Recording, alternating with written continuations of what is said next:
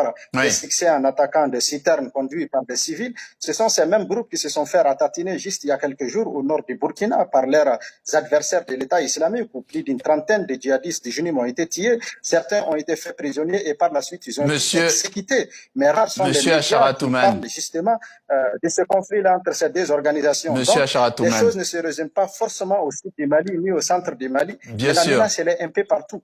Monsieur Acharatouman, il faut aussi que je vous pose quelques questions. Est-ce que vos alliés russes participent à la sécurisation de ces citernes que vous évoquez?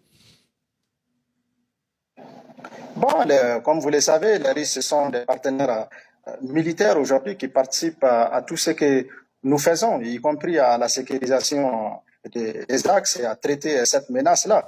Mais ce qui est très important et qu'il faut mettre en avance, c'est le fait qu'aujourd'hui, il y a des opérations spéciales qui sont montées sur l'ensemble de ces axes-là et qui vont traquer ces djihadistes-là dans des brousses, dans des savanes, sur les routes et là où ils se cachent. C'est-à-dire la dynamique ne se limite pas uniquement à escorter des citernes pour arriver à Bamako. Il y a d'autres qui s'en occupent, mais le gros du travail aujourd'hui, c'est justement essayer de traiter cette menace-là dans l'ensemble du territoire et notamment dans des forêts où ces gens-là ont eu refuge ces derniers temps, notamment dans la région de Sikasso, de Kita, de Kaï et ailleurs. Et dans cette situation, concernant le Niger, le Burkina Faso, les autres membres de l'AES, l'Alliance des États du Sahel, qu'est-ce qui se passe? Qu'est-ce qu'il y a une solidarité et comment se manifeste-t-elle, si oui? Ben, la solidarité, la preuve, elle est là. Il y a des citernes que nos frères nigériens nous ont envoyées. Ils viennent de faire leur entrée tout à l'heure. Je pense que ça va circuler tout à l'heure dans les médias.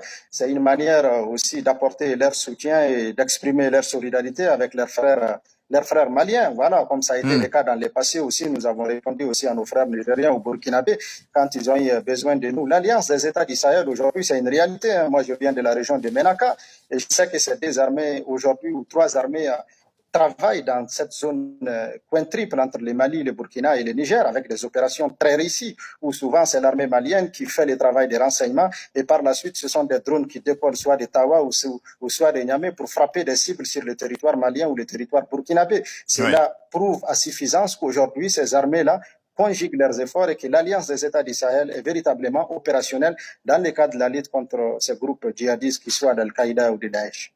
Dernière question, le signal TV5 Monde n'est toujours pas rétabli au Mali, tout ce que vous avez dit ici n'est pas vu à la télé. Est-ce que le retour de notre chaîne dans les foyers est envisageable et si oui, quand? Bon, ça c'est une question qui ne relève pas de mes compétences. En tout cas, je le souhaite vivement. Maintenant, tout ce que je peux donner comme conseil, que ce soit à TV5 ou à d'autres médias, c'est-à-dire qu'ils essayent vraiment de traiter l'information en donnant la priorité et la primauté aux populations, aux experts, C'est ce que nous pas faisons. virtuels, parce qu'il y en a beaucoup qui viennent C'est ce que sur nous vos plateaux, faisons. qui ne maîtrisent pas les choses. Il faut donner la parole aux Maliens, aux Nigériens, aux Burkinabés pour qu'ils puissent s'exprimer et dire véritablement ce qui se passe dans leur pays. Aujourd'hui, le Mali et le Burkina et le Niger sont engagés dans une voie, c'est de lutter contre le terrorisme. Et le terrorisme, il frappe le Mali de la même manière. Il a frappé les Bataclan, il a frappé Charlie Hebdo, il a frappé les tours jumelles. Nous avons un ennemi commun et le monde doit se donner la main pour justement faire face à cette crise-là. Nous, en tant que Maliens, en tant que Sahéliens, nous jouons notre rôle. Mais au-delà, il faut une coopération internationale. Chacun doit jouer son rôle. Parce qu'aujourd'hui, les djihadistes de l'État islamique qui sont dans la région de Menaka, ce n'est pas des Maliens qui sont à la tête. Al-Qaïda aussi, on connaît la maison mère. Donc, c'est un problème global.